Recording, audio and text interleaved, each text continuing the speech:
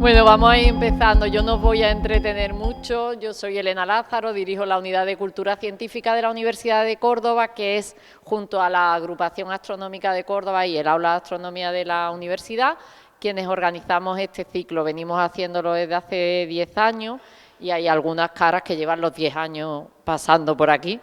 Y las caras nuevas, pues bueno, aprovecho para contaros que esta charla se enmarca dentro de la Semana de la Ciencia. Estamos todo este mes haciendo actividades, pero nosotros nos pasamos todo el año organizando actividades de divulgación científica. Os dejo ahí encima, ¿vale?, estos folletitos para que quien no nos conozca y nos quiera seguir en las redes y quiera estar un poquito al tanto de las cosillas que vamos haciendo, estaremos encantadas de veros por ahí. Y yo voy a dejar ahora con David Galadí, que es la persona que coordina este año, este ciclo, y él ya va a hacer la introducción de nuestra invitada de la tarde y se va a quedar con vosotros. Gracias. Pues muchas gracias, Elena. Sí, yo soy David Galadí y bueno, me encargo de coordinar este ciclo porque por una vez en la vida soy la persona adecuada para algo. Soy miembro de la Universidad de Córdoba, participo dentro de ella en el aula de astronomía y también soy socio desde hace más años de los que me gustaría de la Agrupación Astronómica de Córdoba. No lo digo porque no me guste la agrupación, sino porque ya son demasiados años. Eran los tiempos del cometa Halley, con eso ya os lo digo todo. Aparte de eso, coordina para España la Oficina de Divulgación de la Astronomía de la Unión Astronómica Internacional, conmigo. O sea, formamos equipo. Y también, conjuntamente, coordinamos la Comisión Nacional del Eclipse. Así que está muy bien traído que dediquemos el ciclo Mirando al Cielo de este año a los eclipses de Sol y también de Luna, ¿por qué no? Pero bueno, los eclipses que vienen, ya lo sabéis, son de Sol, ¿no?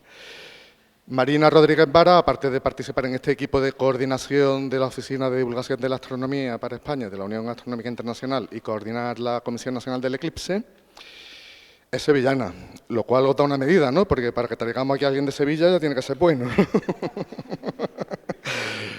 Más difícil todavía traer gente de Málaga, ¿eh? O sea que todavía hay categoría.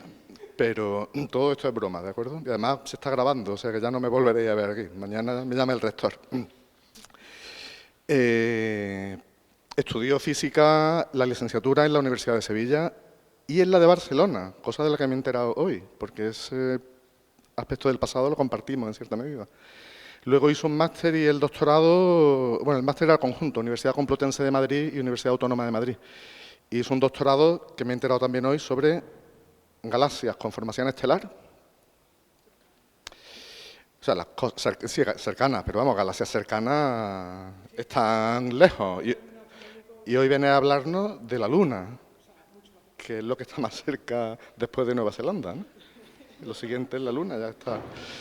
En la Universidad Autónoma de Madrid, ¿no? Con Ángeles Díaz. Y con motivo de toda su participación, bueno, actualmente, luego consiguió, ojo, ganó una oposición dura con un puesto de astrónoma en el Observatorio Astronómico Nacional. Esa oposición es dura, lo sabemos. Pero ahora trabaja en la Agencia Espacial Europea, digamos, en el Departamento de Comunicación, ¿cómo se llama? Y Educación, ¿no? Y aparte de esa dimensión divulgativa y educativa de su trabajo, con motivo de su vinculación con la Comisión Nacional del Eclipse, es la persona ideal para hablarnos hoy de los secretos de los eclipses. Así que adelante, Marina. Muchísimas gracias, David y Elena, y a toda la Unidad de Cultura Científica y a todas las instituciones que organizáis este ciclo. Es un gusto estar aquí en Córdoba, volver a Andalucía, que la añoro enormemente, pero bueno, las circunstancias de trabajo hacen que me hayan tenido que afincar en Madrid, pero es un gusto estar aquí y es un gusto pues ver este interés y compartir este tema que nos apasiona con todos vosotros y vosotras. Voy a subir. Bueno, pues yo vengo a hablaros en esta charla en concreto sobre los secretos de los eclipses, ¿no? Ese título hemos puesto. Vamos a hablar mucho de eclipses, estamos hablando hoy, se está hablando en todo este ciclo que está dedicado exclusivamente a eclipses. Y en particular a eclipses de Sol, en particular. También vamos a mencionar los de Luna, pero bueno, el tema fundamental y los protagonistas totales son los eclipses de Sol. ¿Por qué estamos hablando tanto de eclipses de Sol como para hablar hoy, para dedicarle un ciclo y mucho más que vais a escuchar, esperemos, en los próximos meses? Pues porque estamos ante esto. que es una serie de 3 eventos, 3 eclipses de Sol que van a ocurrir en los próximos... en los próximos 3 años, en el 2026, 2027 y 2028, vamos a tener 3 eclipses de Sol que van a ser visibles desde España. Y además de los 3 eclipses, los 2 primeros van a ser totales, los que ocurren el 12 de agosto del 26 y el 12 de agosto del 27, y el tercero es un anular. Es decir, son las joyas de los eclipses de Sol. Es lo mejor que podemos ver en términos de eclipses de estos eventos que de por sí ya son de los eventos naturales más impresionantes que se pueden ver en la naturaleza. Decimos, ¿es excepcional ver esto? Ver eclipses de Sol y ver una lista de 3 en años consecutivos desde una misma región, en este caso desde nuestro país, es absolutamente excepcional. Esto es una lotería astronómica que nos ha tocado, es un regalo del universo, nunca mejor dicho. ¿Por qué? Pues por ponerle algunos números a los eclipses, os puedo contar que de media en un lugar de la Tierra, cualquier lugar que consideremos, de media se ve un eclipse total de Sol cada 375 años. O sea, es un evento muy difícil de ver desde un lugar concreto, ¿vale? Esto hace que, de hecho, no ha habido un eclipse total de Sol visible desde Europa continental desde 1999. O sea, ya supera el cuarto de siglo. Quizás recordéis algunas personas ese evento. No se vio como total desde España, se vio como total en la zona norte de Europa y aquí se vio como parcial. Desde entonces no se ha vuelto a ver otro en territorio continental europeo. Y si nos centramos ya en España peninsular, no hemos visto un eclipse total de Sol desde 1912 y de hecho ese se vio muy poco, realmente habría que remitirse a 1905. Digo España peninsular porque se vio un eclipse de Sol total en Canarias en 1959. Pero realmente lo que estamos hablando en general es que en España muy pocas personas vivas han podido ver desde aquí, desde territorio nacional, un eclipse total de Sol. Estamos hablando ya de bastante más de un siglo desde la península. Y si nos fuéramos a futuro, no tengo aquí los datos concretos, pero nos queda mucho para ver el siguiente. Tanto desde España, que nos tenemos que ir a 2100 no sé cuánto, como incluso desde los países colindantes. Es decir, es muy difícil. Bueno, tú puedes coger un avión e irte a Australia y lo ves en el no sé cuánto, pero de aquí en nuestra zona geográfica es muy difícil que podamos volver a ver otro. Esto para contextualizaros lo excepcional de la tríada de eclipses que tenemos por delante en los próximos 3 años. 2 totales y un anular.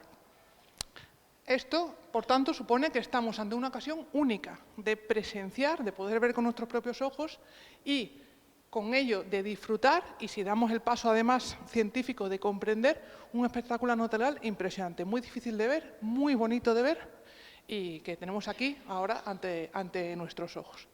¿Qué particularidad tienen además los eclipses de Sol? Que son muy accesibles. No te hace falta tener un conocimiento científico complejo, no te hace falta tener una equipación técnica compleja. Cualquier persona que esté en la zona donde se puede ver el eclipse en ese momento y que mira al Sol con la protección visual adecuada para no dañarse la vista, va a poder disfrutar de este eclipse. Entonces eso va a hacer también que sea un fenómeno científico para toda la población. Y lo que confiamos y para lo que estamos trabajando precisamente es para que toda la población lo pueda disfrutar. Y también dar el paso además de comprenderlo, que aumenta aún más el disfrute, y eso es el objetivo de la charla de hoy. Lo que vamos a procurar es pues desentrañar un poco los secretos y los recovecos de un fenómeno que es relativamente sencillo, pero bueno, que también tiene su intríngulis. Y esas son las cosillas que os voy a ir contando a lo largo de esta charla. Por cierto, si tenéis dudas, cosas que no se entienden o lo que sea, me preguntáis. Si no se entiende algo, pues me podéis decir. Si no, pues al final también podemos hablar un poco más. Vale, empezamos por el principio, ¿qué es un eclipse? Los eclipses se producen cuando se produce una alineación entre 3 cuerpos, el Sol, la Luna y la Tierra. Cuando esos 3 se ponen en fila, lo que tenemos es, bueno, el Sol está puesto en un extremo de esa alineación porque, bueno, orbitalmente es imposible que el Sol se meta entre la Luna y la Tierra, entre otras cosas porque estaríamos todos muertos si eso ocurriera, eso que nos importaría muy poco las consecuencias de esa alineación, no estaríamos aquí. Lo que ocurre es, el Sol está en un extremo de ese trío. Si la Luna es la que se interpone en el medio, el Sol la ilumina, su sombra se proyecta entonces sobre el cuerpo que está en el otro extremo, que es la Tierra. Ahí tendremos la sombra de la Luna sobre la Tierra y tendremos un eclipse de Sol. Si por el contrario es la Tierra la que está en medio, tendremos que el Sol ilumina, la Tierra, por tanto, proyecta una sombra y la Luna está en la sombra que proyecta la Tierra. Y ahí vamos a tener un eclipse de Luna. ¿Por qué se producen estas alineaciones? Pues aquí lo que podemos pensar, si pensamos lo que está pasando con estos tres cuerpos, es que tenemos el Sol en el centro del sistema solar, tenemos la Tierra orbitando en torno al Sol y la Luna orbitando en torno a la Tierra. Según eso, si nosotros pensamos que estamos en la Tierra y que miramos al Sol, podemos pensar que cuando la Luna pasa, digamos, por delante nuestra, entre la Tierra y el Sol, pues ahí se puede poner en medio y se produce la alineación. Y sin embargo, cuando está pasando por detrás nuestra, o sea, cuando se produce por delante, su sombra nos cae encima. Y si pasa por detrás, lo que está pasando es que la Luna está pasando por la Tierra que proyecta la sombra que proyecta la Tierra. Y ahí tenemos el eclipse de Luna, en esas vueltas que está dando la Luna en torno a nosotros. En ese caso, lo que sí podríamos pensar es que entonces, como la Luna tiene un periodo orbital de aproximadamente 28 días, chispa más o menos, entonces podemos tener un eclipse de Luna y un eclipse de Sol cada 28 días, alternadamente, cada 14 días, uno de Luna, otro 14 días uno de Sol, Luna, Sol. Y eso no ocurre así. De hecho, ya he dicho que los eventos son muy excepcionales. ¿Por qué no son tan frecuentes como hablarían esas órbitas? Porque resulta, y aquí os lo explico, que hay algunas grafiquillas que igual así dan un poco de... pero os lo cuento.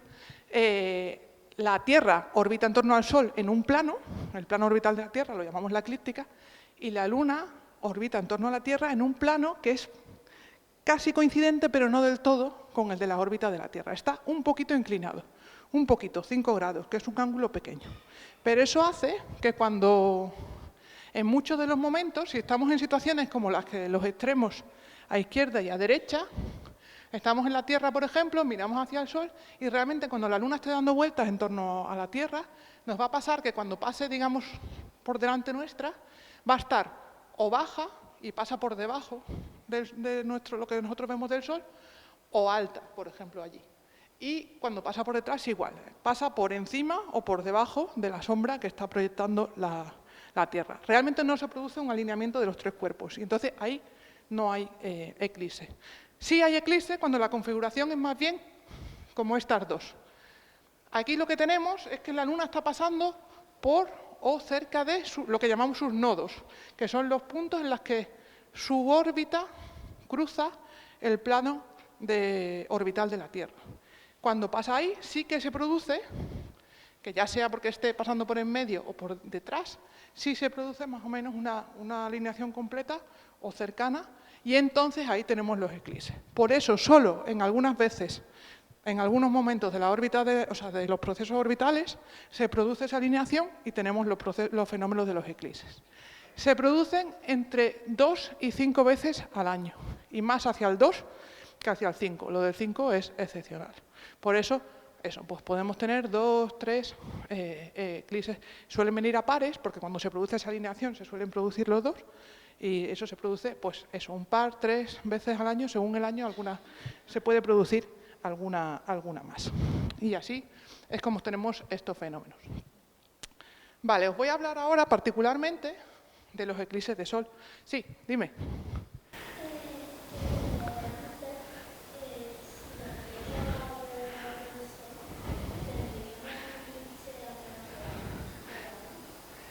Bueno, aquí lo que define sobre todo es lo de la Luna orbitando. Lo de la Tierra, más o menos, lo de la orientación respecto al Sol, influye sobre todo lo que haga la Luna. Eso es lo que más influye, no el periodo tanto de orbital de la Tierra, en ese caso.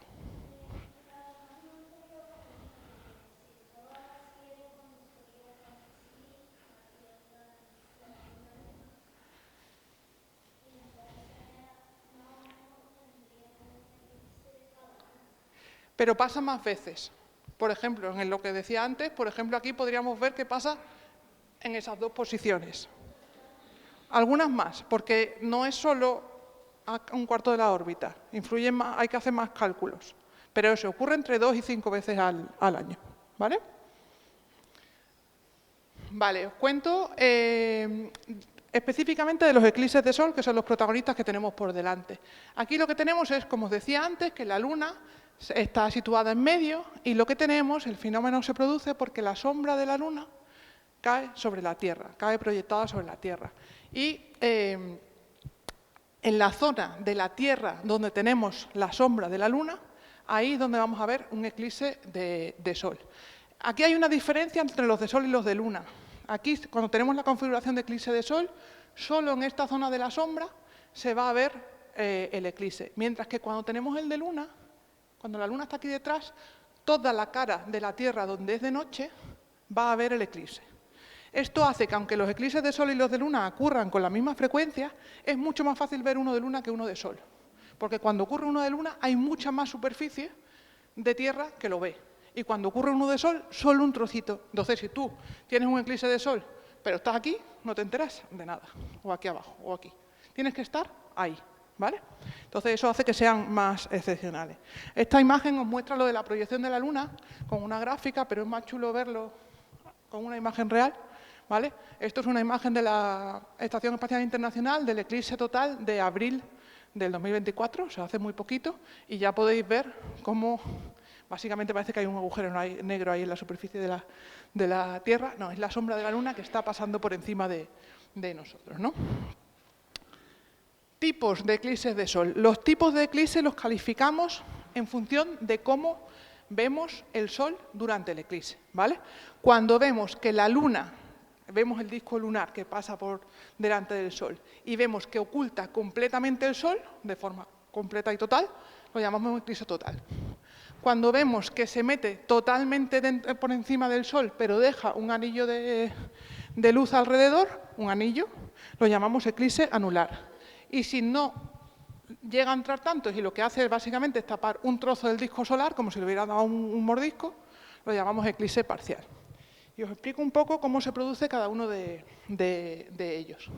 El eclipse total es un poco semejante a el esquema que os enseñaba antes. La alineación de los tres cuerpos es prácticamente perfecta. La Luna tapa completamente al Sol, lo vamos a ver un poco como en la imagen de ahí arriba. Y aquí podemos distinguir dos zonas de la sombra de la Luna. Una es este cono más denso, que es la umbra, que se proyecta en este círculo pequeñito. Quienes estén ahí son quienes van a ver un eclipse total. Solo quienes estén ahí, ¿vale? También por eso es un evento tan excepcional, porque se ve de una zona muy pequeña. Quienes estén ahí son quienes van a ver la Luna tapando completamente el Sol. Y quienes estén, en cambio, en el resto, que es este cono un poquito más débil de sombra, que es la penumbra, van a ver un eclipse parcial. Lo va a tapar solo, como si le hubiera dado un mordisco. Este circulito de aquí, de la totalidad, además es un circulito, pero como además la Tierra gira, realmente se va a ir desplazando por encima de nuestro mapa y va a dibujar, en vez de un círculo, va a dibujar una franja. Es lo que llamamos franja de totalidad. Cada eclipse total tiene una franja de totalidad en el mapa, que es la zona desde donde se va a poder ver progresivamente el eclipse total. Y el resto lo ve parcial. Una curiosidad de los eclipses totales es que es una casualidad cósmica que lo podamos ver. No es una consecuencia física, no tiene que pasar desde todos los planetas que tienen satélites, ni mucho menos. Aquí lo que nos ocurre es que realmente nosotros vemos que el disco de la Luna tapa completamente el disco del Sol. Pero la Luna es muchísimo más pequeña que el Sol, ¿vale? Es aproximadamente 400 veces más pequeña que el Sol. Pero se da la casualidad de que también está unas 400 veces más cerca que el Sol. Esta coincidencia de números, que no es una consecuencia de ninguna ley física, sino que es una pura casualidad de los cuerpos, es lo que hace que nosotros veamos los discos del Sol y de la Luna con un tamaño semejante en el cielo, un tamaño aparente, un tamaño semejante angular, aunque no sean cuerpos del mismo tamaño. Básicamente uno está más cerca y entonces coinciden. Y esto es lo que hace que pueda tapar completamente el Sol. Pero esto es una cosa que va a ocurrir. Dime.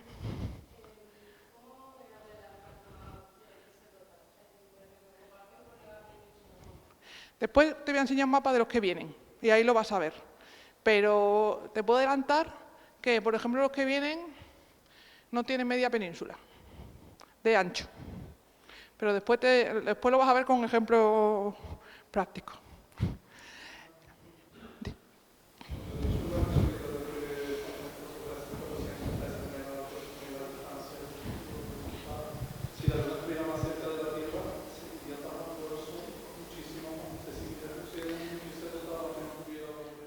Seguiría siendo un eclipse total porque lo taparía del todo.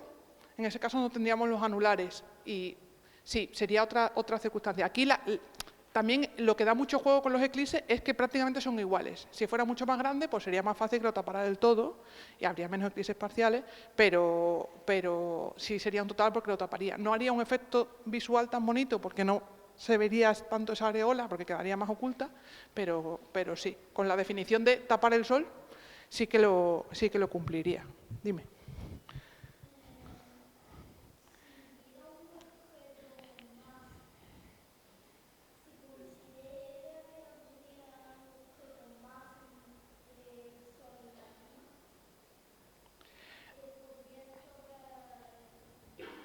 De hecho, hay objetos entre el Sol y la Luna y la Tierra, que por ejemplo están Mercurio y Venus. Lo que pasa es que no influyen en esta configuración local nuestra de las sombras, ¿vale? Porque también lo que ocurre es que como están muy cerca la Luna y la Tierra, se notan las sombras. Lo que sí nos pasa con Mercurio y Venus, que están en medio, es que podemos ver lo que llamamos tránsitos, que en verdad son un tipo de eclipse, que a veces los vemos pasar por delante del Sol. Y vemos un puntito que cruza por delante del Sol. También muy pocas veces, pero se puede ver. Y es otro tipo de eclipse, pero diferente. En este caso no es total porque ninguno de ellos tiene ni de lejos la capacidad de tapar el Sol, ¿no? Así que eso ocurre. Pues, como comentaba, esto es una casualidad, pero además una casualidad temporal, porque la Luna se está alejando de nosotros. Se aleja de la Tierra, no llega a 4 centímetros cada año, 3,6, 3,8. Y que es una cantidad muy pequeña, astronómicamente, sobre todo, por ejemplo, comparado con los 384.000 kilómetros de distancia media que tenemos con la Luna. Pero estos pequeños aumentos de la distancia, acumulado en el tiempo, va a hacer que la Luna esté cada vez más lejos, y entonces su tamaño que veamos será cada vez menor, y habrá un momento en el que ya no seamos capaces de... O sea, ella ya no sea capaz de tapar completamente el Sol. O sea, que en un momento dado los eclipses totales de Sol desaparecerán. Son unos cuantos cientos de millones de años. Quiero decir, a efectos prácticos nuestros nos viene a dar igual. Pero, bueno, los tiempos astronómicos y los tiempos humanos divergen. Pero ocurrirá para quien o lo que pueda haber en la Tierra para ese momento, ¿vale? Este es el total. El eclipse parcial se produce, primero, cuando tienes un total o un anular en la zona de penumbra, como os decía antes, quienes están en el cono menos denso de sombra ven un parcial, y también puede producirse a veces cuando no se produce una alineación completa, pero aún así la Luna sí que está más o menos cerca, entonces parte de su sombra sí que da sobre la Tierra. Quienes están aquí sí que pueden ver también un eclipse parcial, aunque aquí nadie llega a ver un total, ¿vale? Y el tercer tipo es el anular. En el anular se produce una configuración muy parecida al del total, están prácticamente alineados y sin embargo la Luna no llega a tapar completamente el Sol. De hecho, lo que ocurre es que su cono de la umbra, el cono denso, no llega a tocar la Tierra. Entonces podemos pensar, ¿por qué? Si están configurados de la misma manera las posiciones, aquí no ocurre. Bueno, pues lo que os contaba antes de las órbitas, hay que añadir un factor más, que es que las órbitas de la Tierra y de la Luna no son circulares, son elípticas, son unos círculos un poquito achatados. No tanto como aquí, esto está exagerado gráficamente a términos de que se pueda comprender la idea, pero sí que tiene un pequeño achatamiento. Entonces, eso hace que la órbita de la Luna, durante su órbita la Tierra, hay veces que está más cerca del Sol, su punto más cercano es el que llamamos el perihelio, y hay veces que está más lejos del Sol. El punto más lejano es el afelio. Y a la Luna le pasa una cosa parecida, tiene una órbita elíptica, cuando está más cerca de la Tierra es el perigeo y cuando está más lejos es el apogeo. El hecho de que haya estas diferencias de distancia a lo largo de las órbitas hace que haya variaciones en el tamaño angular que nosotros le vemos a la Luna y al Sol en el cielo. Cuando la Luna está más cerca la vemos más grande y cuando está más lejos la vemos más pequeña. Y la diferencia es del orden del 16% en su tamaño. Y con el Sol la diferencia no es tan grande, en este caso es la Tierra la que varía su distancia, pero tenemos una diferencia de un 3% en el tamaño angular del Sol que vemos en el cielo. Cuando dicen esto de la superluna que se ve muy grande, eso ocurre porque tenemos una luna llena coincidente con un perigeo. Y ahí la estamos viendo tan grande. No significa que vaya a pasar ni nada bueno, ni nada malo, ni nada de nada. Simplemente es que está en el perigeo en luna llena, ¿vale? Y entonces, como resultado de esto, como os decía, los tamaños aparentes de la Luna y el Sol que nosotros vemos son muy semejantes. Y con estas variaciones lo que nos pasa es que, según cómo estén puestos en sus órbitas, a veces la Luna va a ser más grande que el Sol, en tamaño aparente, y a veces el Sol va a ser más grande que la Luna. Aquí, por ejemplo, tenemos el mínimo tamaño que puede tener el Sol y comparado con el máximo tamaño, toda escala, que puede tener la Luna. Y como veis, en esta comparación, cuando se da esa situación, la Luna es más grande que el Sol. Aquí, si la Luna se pone sobre el Sol, la tapa completamente. Si ponemos el máximo tamaño del Sol y el mínimo tamaño de la Luna, en este caso es la Luna la que pierde en la comparación.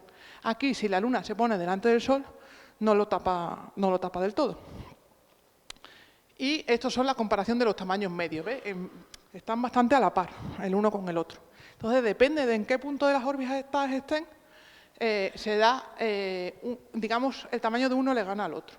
Entonces, en el eclipse anular de Sol, lo que tenemos fundamentalmente es que la Luna está un poquito más lejos, su sombra no llega hasta la Tierra, y aquí el tamaño de la Luna pierde con el del Sol.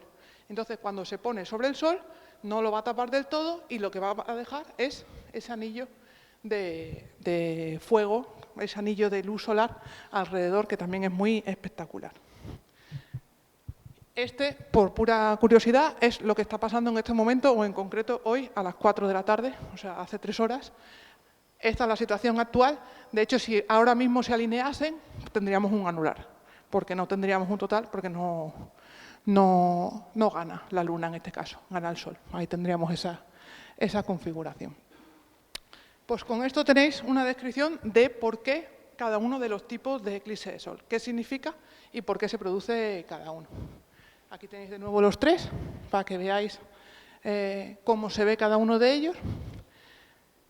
Y todo esto sobre eclipses de Sol, pero quería también, por completitud y por respeto, que esta gente también es muy chula, hablaros de los eclipses de Luna. Aquí tenéis una imagen de un eclipse de Luna total.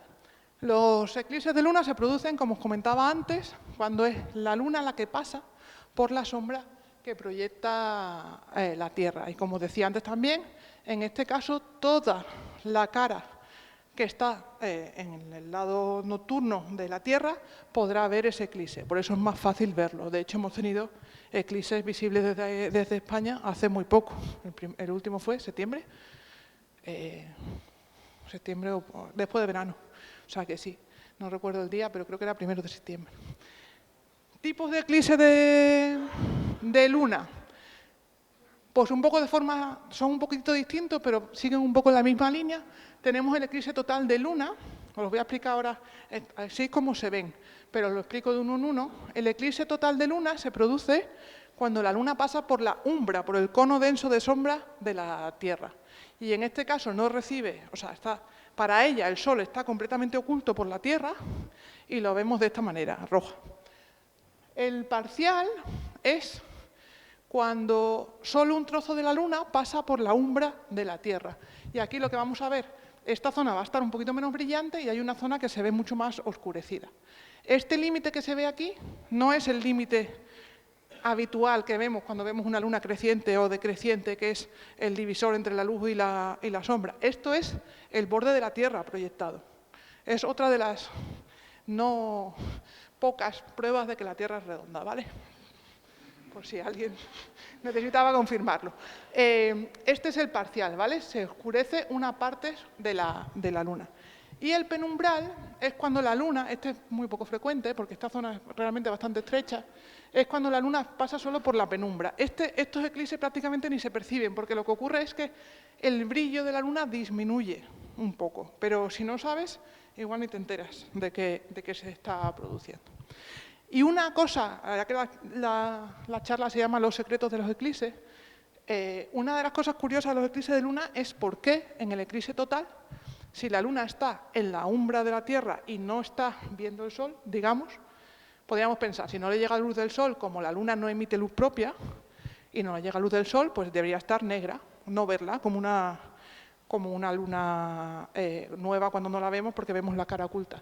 Por cierto, no lo he dicho, por la propia configuración orbital, los eclipses de sol siempre se producen con luna nueva, porque la tenemos ahí delante, y los eclipses de luna siempre se producen con luna llena, ¿vale?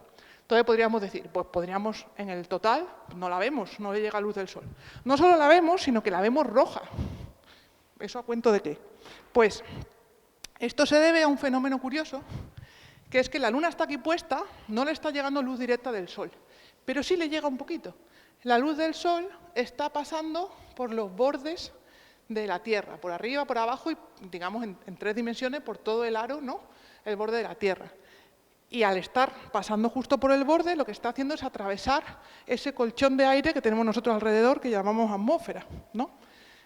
Atraviesa la capa de la atmósfera terrestre. Y la atmósfera tiene una capacidad de dispersión de la luz del Sol que es muy efectiva con las luces azules, mucho más que con las rojas. Las luces de tonos azules, morados, de esas longitudes de onda, de esa frecuencia, la dispersa mucho más eficientemente hacia el espacio. Y lo hace menos eficientemente con las luces rojas y naranjas.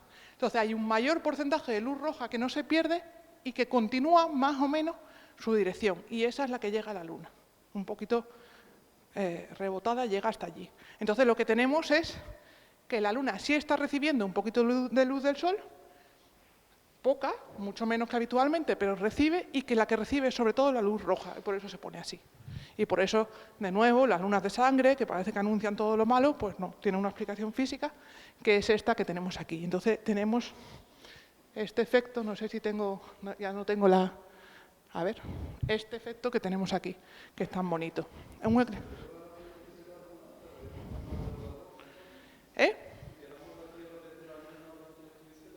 Realmente no se percibe, ese efecto no se percibe en ese caso porque no se percibe que haya ese efecto de la dispersión tanto. Se ve más en este caso, sobre la Luna en la situación del eclipse. Los eclipses de lunas totales además son muy bonitos porque vamos viendo la Luna plateada, luego la Luna gris, y según va entrando en la zona, y después la Luna roja. También es algo que no os perdáis si tenéis la ocasión de ver. Siguiendo ya un poquito adelante, os he hablado de por qué se producen los eclipses, ¿no? Qué configuración hay de los cuerpos y cuál en cada uno de los tipos. Y ahora creo que podéis ver lo de la lotería que es, que vayamos a tener por delante 3 eclipses tan espectaculares como 2 totales y un anular, ¿no?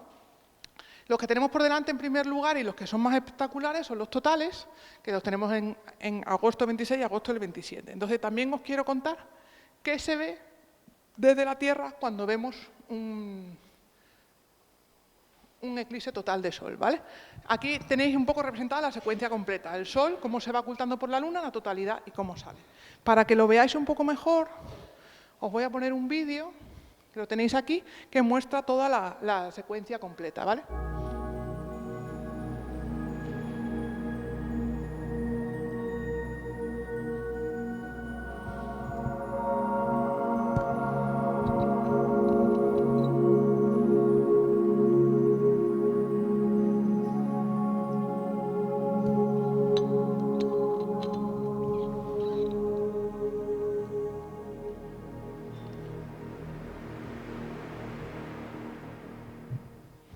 Ahí hay un poquillo de nubes, pero bueno, ¿vale? Este es el proceso completo del eclipse, mucho más acelerado de lo que es de forma natural, y ahora lo que voy a hacer es repasarlo un poquito fase a fase para que veáis lo que se va viendo en cada momento, ¿vale? El eclipse empieza con una fase de parcialidad, que se produce básicamente cuando la Luna, el disco de la Luna, se va desplazando por encima del Sol. El eclipse empieza con lo que llamamos el primer contacto, primer momento en el que la Luna, el disco de la Luna toca, en nuestra visión del fenómeno, el disco del Sol. Ahí empieza el proceso y después se va desplazando encima del Sol y cada vez va tapando más superficie solar, ¿no? Va aumentando el mordisco. El Sol brilla tanto que si tú reduces la luz del Sol a la mitad, sigues teniendo muchísima. Por eso, durante mucha parte del eclipse parcial, realmente a efectos prácticos del entorno no percibes una disminución evidente de la luz. Es cierto que si miras al Sol con la protección adecuada, vas a ir viendo que está mordisqueado cada vez más. Pero ya solo hacia el final de la parcialidad empieza a notarse un efecto real en la disminución de la luz del Sol. En las primeras fases no. Tuvimos un eclipse parcial de Sol en marzo, el 29 de marzo, que tapó como un tercio de la superficie del Sol y fue muy bonito de ver, pero si no sabías y no mirabas, podías no darte cuenta de qué estaba pasando, ¿no? Porque el Sol tiene esa luminosidad tan gigante. Esta es la fase parcial, va avanzando progresivamente. Cuando casi ha cubierto el disco del Sol, ya al final, unos segundos antes de que lo cubra del todo, se produce el efecto que llamamos del anillo de diamante. Significa que ya tenemos el disco de la Luna prácticamente sobre el disco del Sol y lo que pasa es que se ve este aura de luz tenue alrededor y todavía queda una línea, una zona de luz muy brillante del Sol que todavía es visible. Entonces se llama anillo de diamante. Nos gusta ponerle a veces nombre romántico a las cosas porque parece que tiene eso, como un brillante, muy brillante, engarzado en un anillo de luz más tenue, ¿no? Tiene ese efecto muy bonito. Si lo dejas evolucionar un poquito más y... Dime.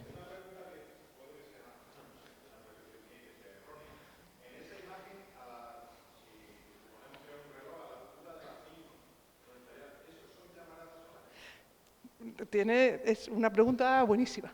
De hecho, sí, y gracias por resaltarlo porque me interesa más la atención.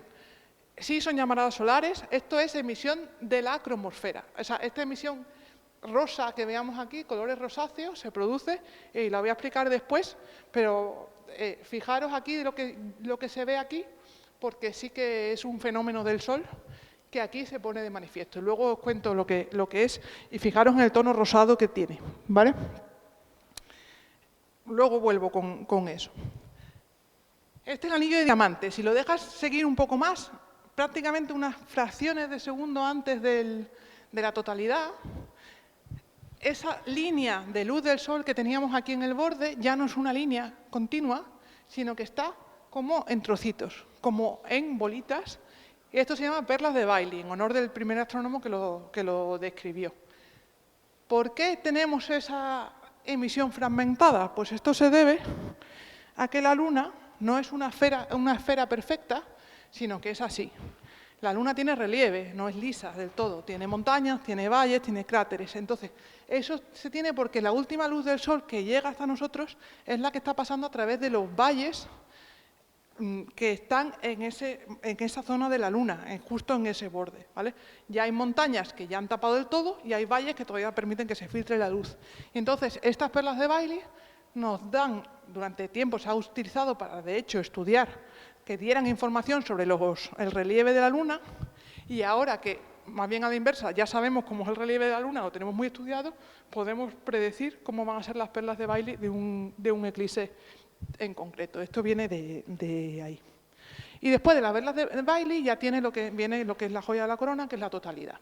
Aquí ya tenemos la Luna completamente sobre el Sol y tenemos todo este aura de luz blanca alrededor. ¿Qué es ese aura de luz blanca? Pues aquí os voy a soltar un poquito de chapa, muy leve, sobre la estructura del Sol, sin entrar en cosas muy técnicas. El Sol es una estrella muy normalita, con toda su estructura. Está hecha de hidrógeno y helio fundamentalmente, y lo que tiene, esta es una representación sencilla de su estructura. Tiene un núcleo, aquí se producen las reacciones nucleares de fusión. Aquí el hidrógeno se está convirtiendo en helio, eso produce una cantidad ingente de energía, que es lo que hace que el Sol brille tanto y nosotros la recibamos, ¿no? En torno a esta zona central tenemos las capas de convectiva reactiva que están transmitiendo esa energía hacia afuera. Y por encima de esas capas tenemos la fotosfera, ¿vale? La fotosfera es lo que nosotros consideramos la superficie del Sol. No es una superficie como la nuestra, porque el Sol es todo gas, entonces no quiere decir que sea sólida, ni mucho menos. Pero sí es la capa que nosotros vemos cuando nosotros vemos la bola amarilla que vemos en el cielo, porque es la última capa opaca del Sol. Lo que está dentro no lo podemos ver. Esa es la capa de fuera, digamos, que vemos. Y es la que emite casi toda la energía, ¿vale? Repito, la bola amarilla que vemos realmente es la fotosfera del Sol. ¿Que sea la superficie quiere decir que es la última capa? No, porque luego existen por encima de la fotosfera dos capas más, la cromosfera y la corona solar. La consideramos la atmósfera solar. Repito, no es como la atmósfera de la Tierra en cuanto a que la superficie de la Tierra es terrestre y la atmósfera es gas, aquí es todo gas, pero digamos eso, fotosfera hacia adentro opaco y las capas externas son transparentes. Entonces tenemos la cromosfera y la corona. Como os decía, la fotosfera es la que emite la inmensidad de la luminosidad que nosotros vemos del Sol. Entonces, en condiciones normales, nosotros vemos la bola amarilla, que es la fotosfera, y no vemos las capas externas. Esas son mucho más tenues y no las vemos brillar. Salvo cuando tenemos un eclipse total, ¿vale? En un eclipse total, como la Luna es tan coincidente con el disco que nosotros vemos del Sol, se pone encima, nos tapa la fotosfera y nos permite ver las capas externas. Y entonces lo que tenemos aquí, esa luz que vemos alrededor, es realmente la corona del Sol. Y lo que veíamos antes, aquí no se ve tanto porque la cromosfera es, en términos de capa solar, muy finita y la corona, en cambio, es muy extensa. Entonces, lo que veíamos antes, que de esas llamaraditas rosas que se veían, eso pertenecía a la cromosfera, es emisión de hidrógeno de la cromosfera. Pero aquí lo que vemos sobre todo, aquí también vemos alguna cosilla rosa, más por ahí, pero sobre todo lo que estamos viendo es la corona. La corona es una capa muy tenue que se extiende millones de kilómetros hacia afuera, que tiene algunos de los retos científicos que seguimos sin conocer del Sol y que por tanto nos interesa mucho estudiar. Entonces los eclipses son una ocasión estupenda para hacerlo. Ahora ya científicamente hacemos eclipses artificiales para estudiarla, ya no necesitamos que ocurran los eclipses totales, pero cuando eso no éramos capaces de hacerlo, esta era la ocasión de estudiar la corona. Por contaros solo un detalle de los retos de entender la corona, el Sol en su interior está a 15 millones de grados, la temperatura, como es, digamos, intuitivo, va bajando hacia afuera, la fotosfera está a unos 6.000 grados y lo que no tiene ningún, digamos, sentido termodinámico es que la corona está mucho más caliente que la fotosfera, se pone entre 1 y 2 millones de grados. Entonces, esas de las cosas, de los mecanismos que están ocurriendo en el Sol, que investigamos. Esto es lo que estamos viendo aquí, en la corona del Sol. Esto es una imagen mucho más elaborada, esto no es lo que se ve a simple vista, pero, bueno, ahí veis, por lo pronto veis muy bien el disco de la Luna, que como está, esto es una acumulación de imágenes con mucha calidad, se ve muy bien la Luna, se ve muy bien la emisión de la cromosfera en algunos puntos y las líneas de transferencia de materia de la corona solar, ¿vale? Y cosas que se ven cuando puedes ver la cromosfera y la corona y no te está incordiando la fotosfera. Cosas como esta. Esta imagen es muy bonita porque es de un eclipse de 1919, ¿vale? Son imágenes del 1919 procesadas con técnicas actuales. O sea, daros cuenta de la joya histórica también que es esta imagen, ¿no? Las otras imágenes que estoy enseñando son de 2017, de 2024, pues esto tiene más de un siglo. Y aquí se ve este arco. Y viene a lo de las llamaradas y las fulguraciones solares. En esas capas más externas a veces se producen eventos explosivos, por decirlo así, que son las erupciones solares, fulguraciones solares, eyecciones de masa coronal, que se deben a fenómenos del campo magnético del Sol y que a veces emiten muchísima energía y materia hacia el espacio.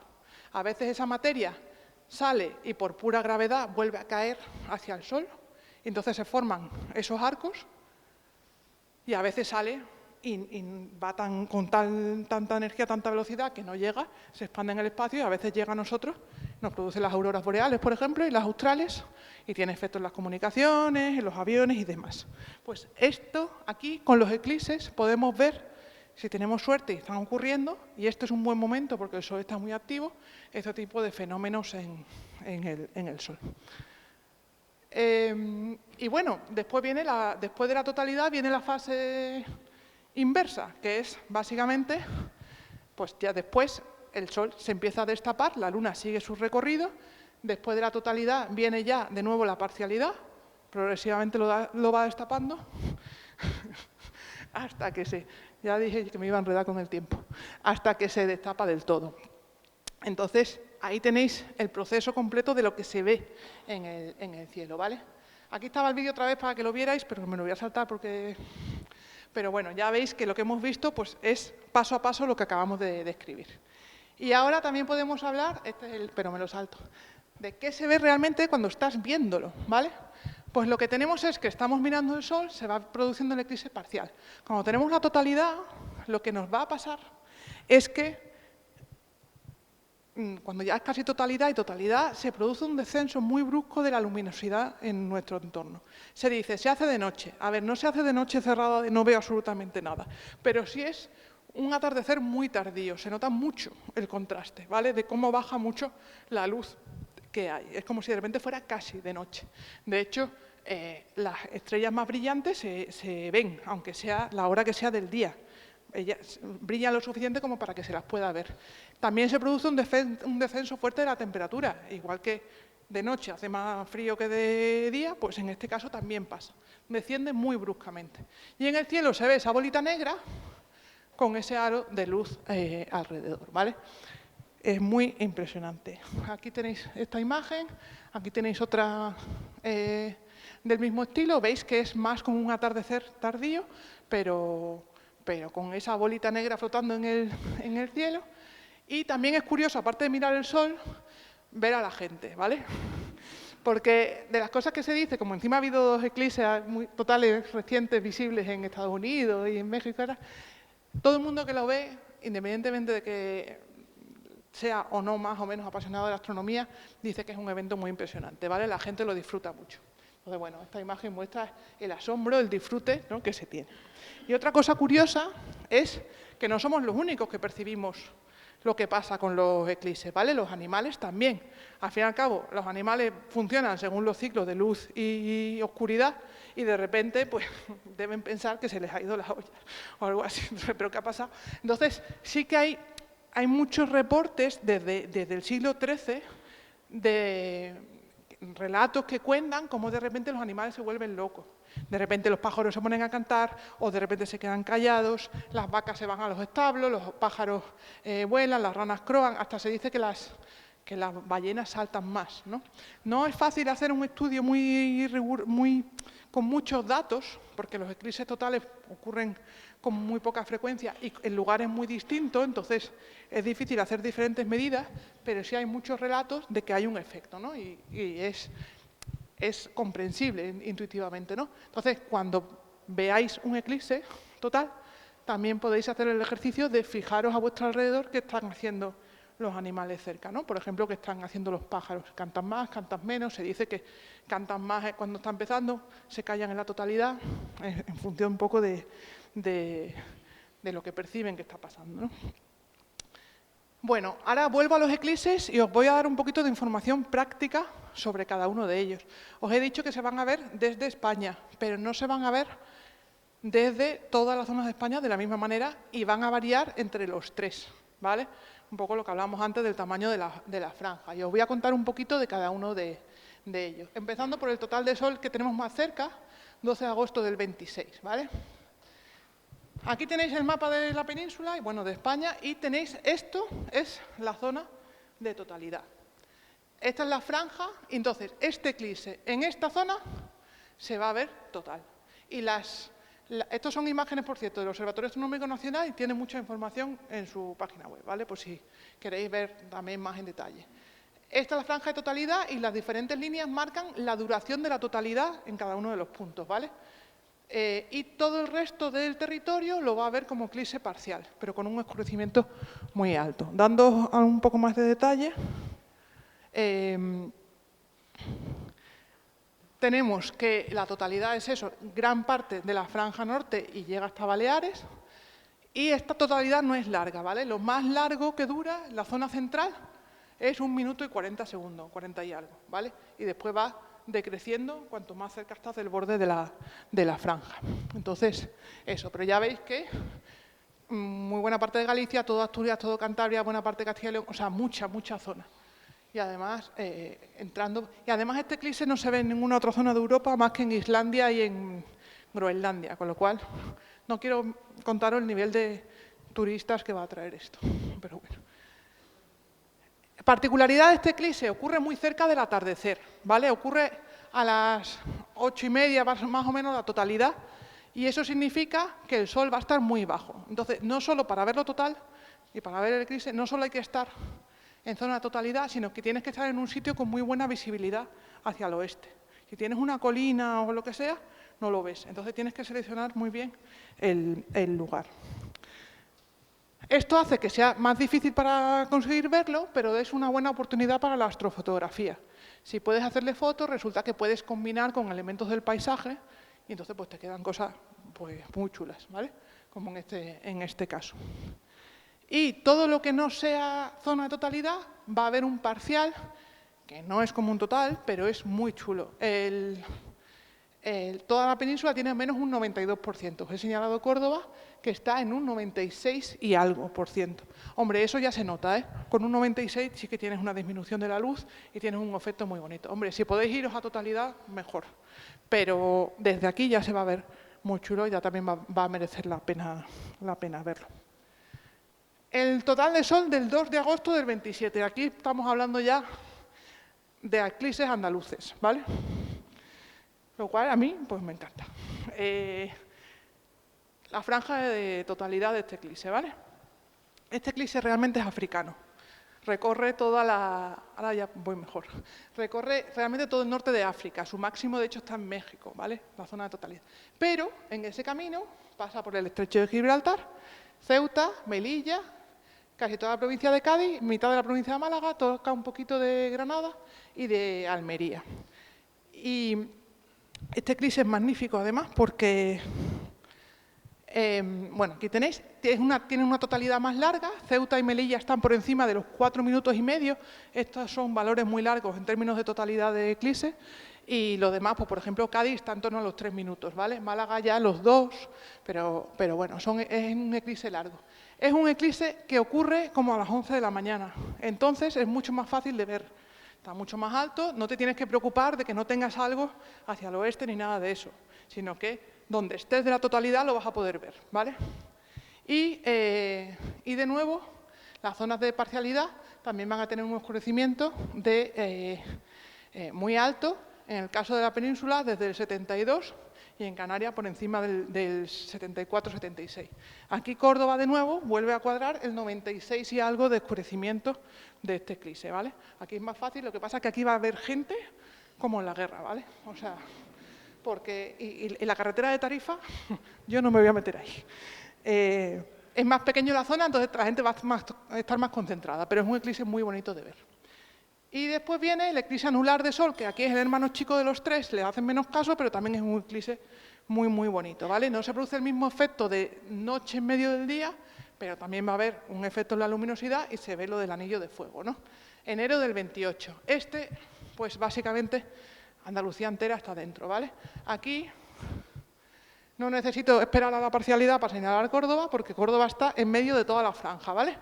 De anularidad, de pleno. Este eclipse, además, también tiene una anularidad muy larga y tiene más de 7 minutos de anularidad en la línea central. O sea, este perfil marca los 7 minutos y, por ejemplo, Córdoba está dentro, ¿vale?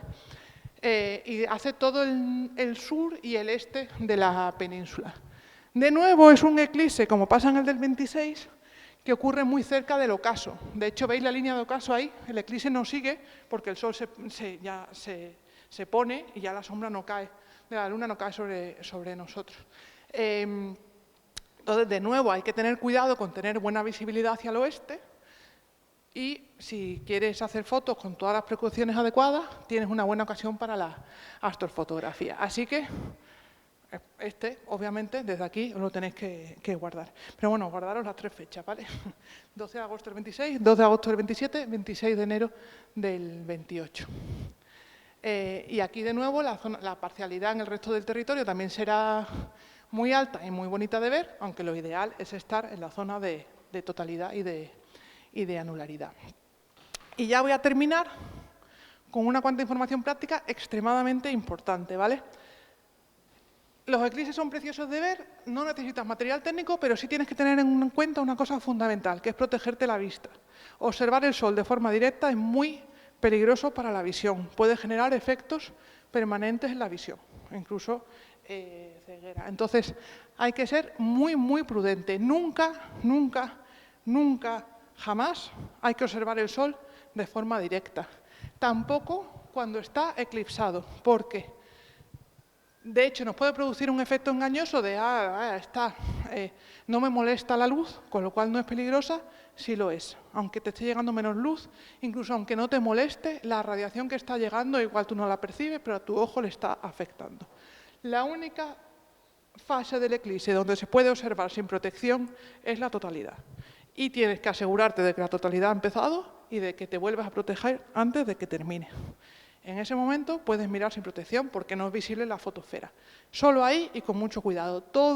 En cualquier otro momento, con y sin eclipse, siempre con protección. Un clásico de nuestras vidas. No son válidos para la observación del sol nada. Gafas de sol, radiografías, negativos de fotografía. Lo hemos hecho todos. Nada, porque, de nuevo, no molesta, pero sí daña, ¿vale? No se usa nada de eso.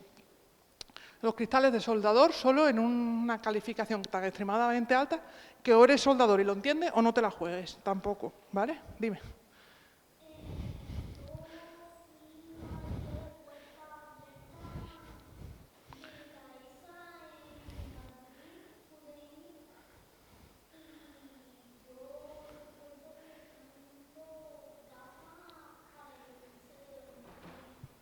Mira, parece que lo hemos medido. Ay, no las tengo aquí. Me la he dejado, me la había traído una.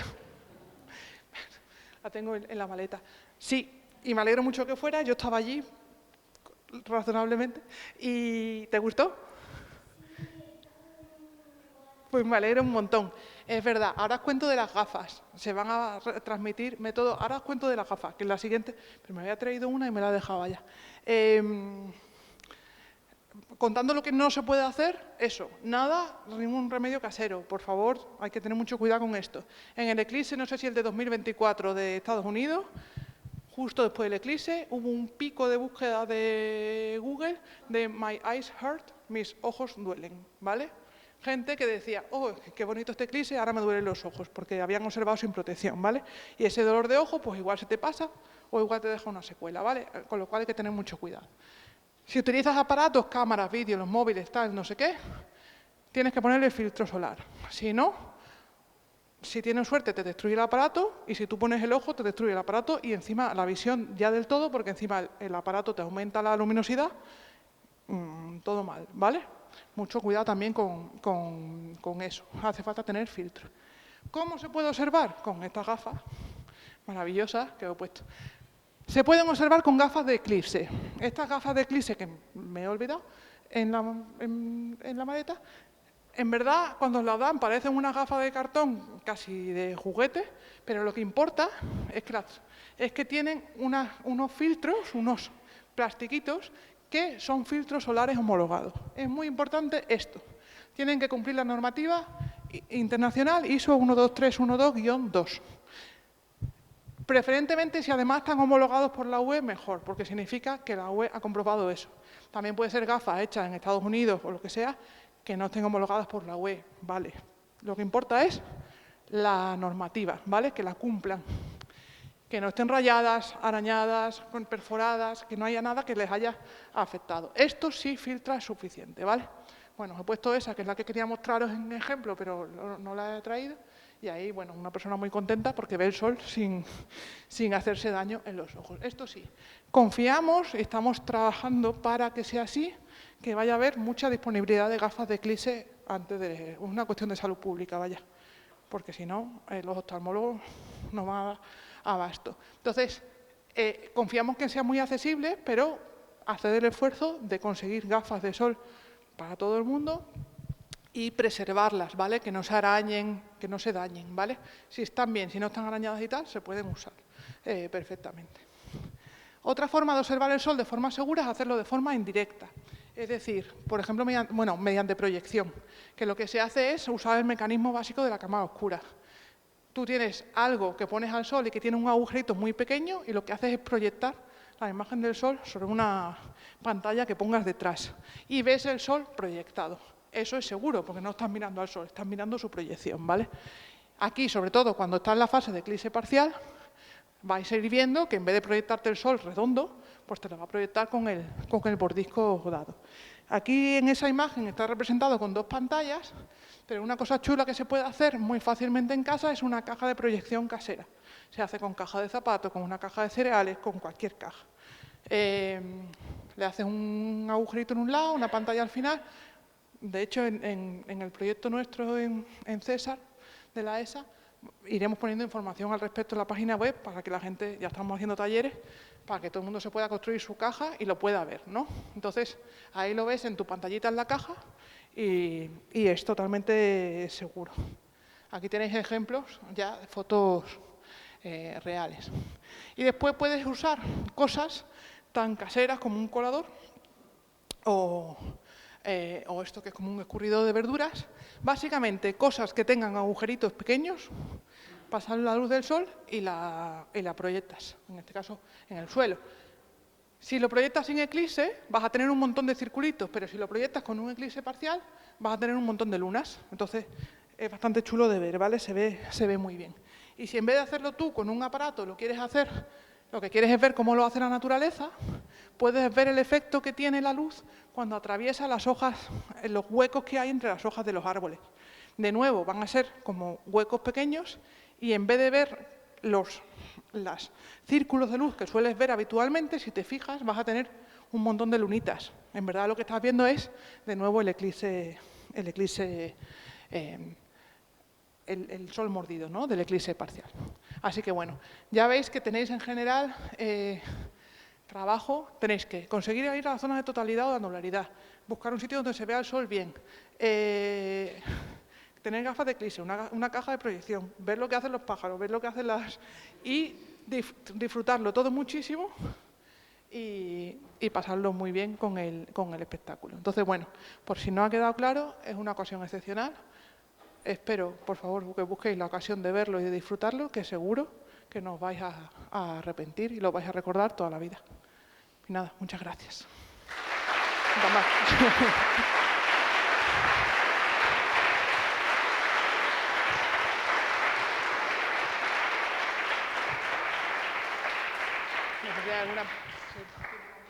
Sí, muy bien, muchas gracias, Marina.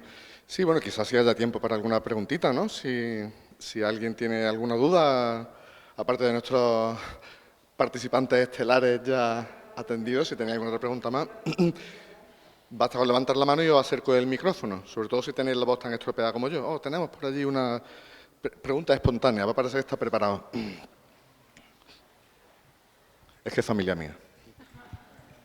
Hola Marina, gracias por tu conferencia, por tu charla.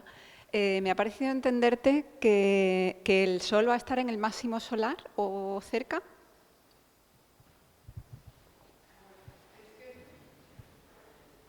Os he hablado de las fulguraciones solares y de esta actividad que se da en las capas más externas del Sol. Pues resulta que esa actividad del Sol va por ciclos. Hay veces que en el Sol está muy activo, entonces hay muchos de estos fenómenos, de estas tormentas solares, también se ven más manchas solares y tal, y ciclos en los que el Sol está mucho más tranquilo. Y ocurren cada 11 años estos ciclos. Entonces, encima estamos en máximo aproximadamente de ciclo solar, con lo cual quiere decir que ahora sí que se están viendo bastantes manchas. No quiere decir que cada vez que lo veas vaya a ocurrir, pero la probabilidad de que ocurra es mayor. Entonces, si ahora, por ejemplo, en César, que tenemos un telescopio solar y tomamos imágenes del Sol cada día, es frecuente que aparezcan estas manchas y protuberancias, ¿no? Y estos arcos. Entonces, bueno, es una ocasión especialmente buena. Es que se da todo, es una lotería total. Entonces, bueno, es cierto que esas protuberancias, a simple vista, es difícil de ver. Tienes que tener un poco algún aparato que te amplifique y tal. Pero bueno, si tienes si tienes la instrumentación. También os animo con esto de los eclipses. Consideramos que va a haber bastante movimiento de gente, con lo cual va a ser complicado moverse esos días en las zonas de totalidad.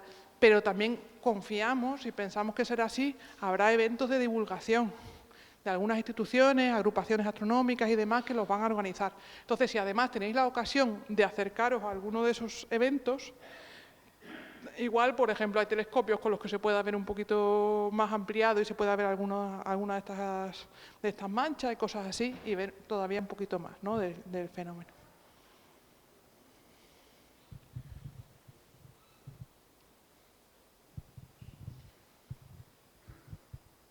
Muy bien, pues si no tenemos más preguntas, nos despedimos de Marina, pero no del resto del público, porque sabéis que cada miércoles de este mes tenemos una conferencia del ciclo y el miércoles que viene tenemos a Miguel Querejeta, que nos hablará de los eclipses en la historia del arte.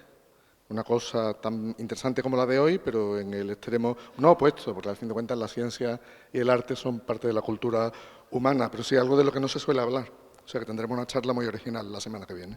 Nos vemos aquí.